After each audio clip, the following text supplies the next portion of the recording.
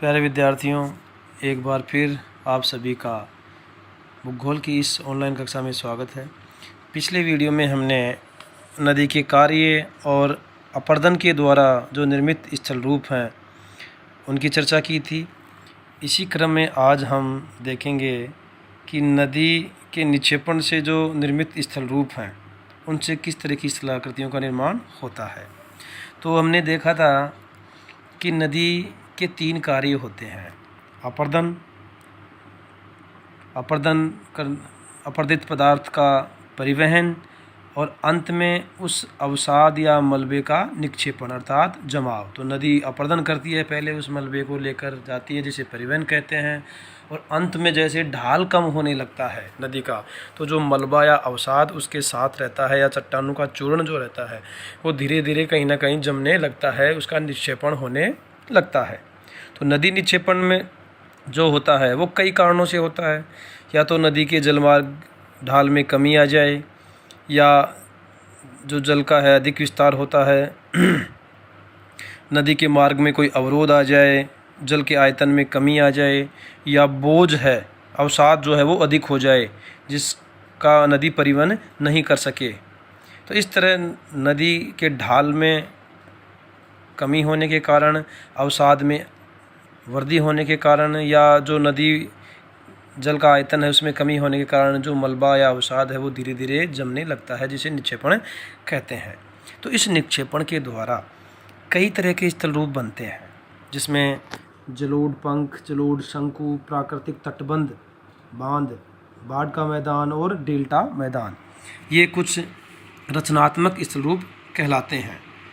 मतलब नदी के निक्षेपण के द्वारा कुछ इस तरह की रचनाएं होती हैं, इन्हें रचनात्मक स्थल रूप भी कहते हैं।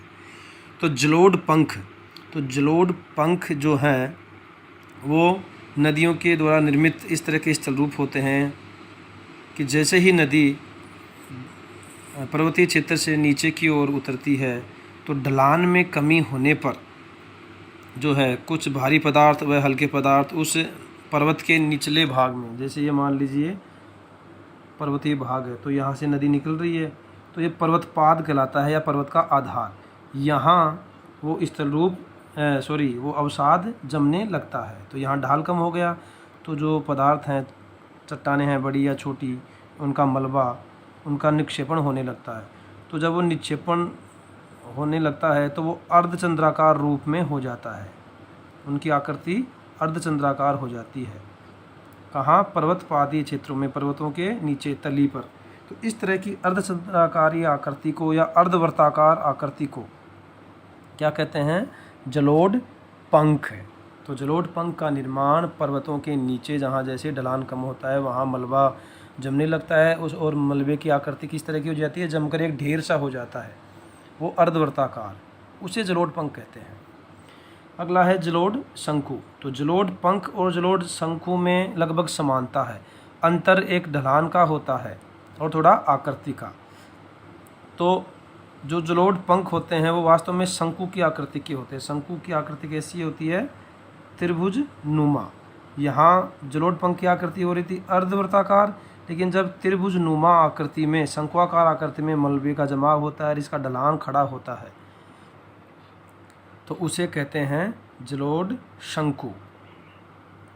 तो जलोढ़ पंख व जलोढ़ शंकु दोनों ही नदी के निक्षेपण से निर्मित स्थल रूप हैं। अगली जो आकृति है वो कहलाती है प्राकृतिक तटबंध, प्राकृतिक बांध। तो जब नदी के दोनों किनारों की ओर अवसाद का जमाव होने लगता है तो धीरे धीरे वो एक तरह से तटबंध या बांध का रूप ले लेता है। ये नदी बह रही है तो नदी के 2 किनारे होते हैं, तो इसमें जब अवसाद अधिक होने लगता है, ये नदी बीच में बह रही है, तो इस किनारे पर भी मलबे का जमाव होने लगता है और इस किनारे पर भी मलबे का जमाव होने लगता है। तो एक तरह से धीरे धीरे दोनों किनारे काफ़ी ऊंचे हो जाते हैं, विस्तृत हो जाते हैं, तो एक बांध का रूप ले लेते हैं। किनारे जब ऊंचे हो जाएंगे तो इसे ही प्राकृतिक तटबंध कहते हैं, प्राकृतिक बांध हो गए।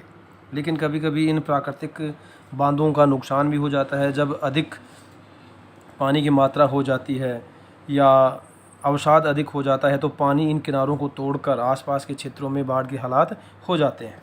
तो प्राकृतिक तटबंध का निर्माण भी किससे होता है? निक्षेपण की क्रिया से। अगली जो आकृति बनती है वो कहलाती है बाढ़ का मैदान।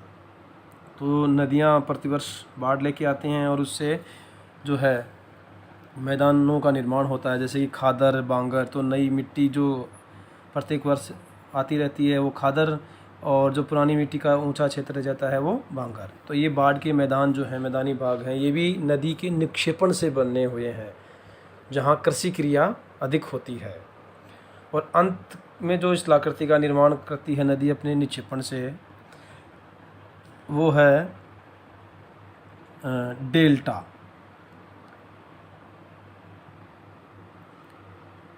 तो डेल्टा एक ग्रीक भाषा का अक्षर है जिसकी आकृति ये ऐसे होती है, त्रिभुजनुमा। तो इस आकृति को डेल्टा कहते हैं। और डेल्टा शब्द का जो सबसे पहले है प्रयोग वो हेरोडोटस महोदय ने किया था, नील नदी के द्वारा जो इस तरह की स्थलाकृति का निर्माण किया गया था।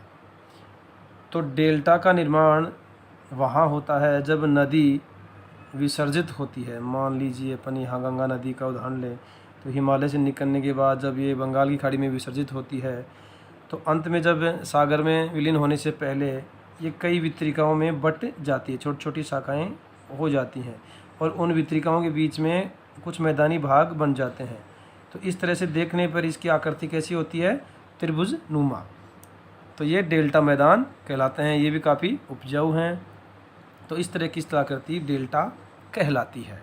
तो इस तरह नदी अपने निक्षेपण के द्वारा जलोढ़ पंख, जलोढ़ शंकु, प्राकृतिक बांध, बाढ़ का मैदान और डेल्टा मैदानों का निर्माण करती है।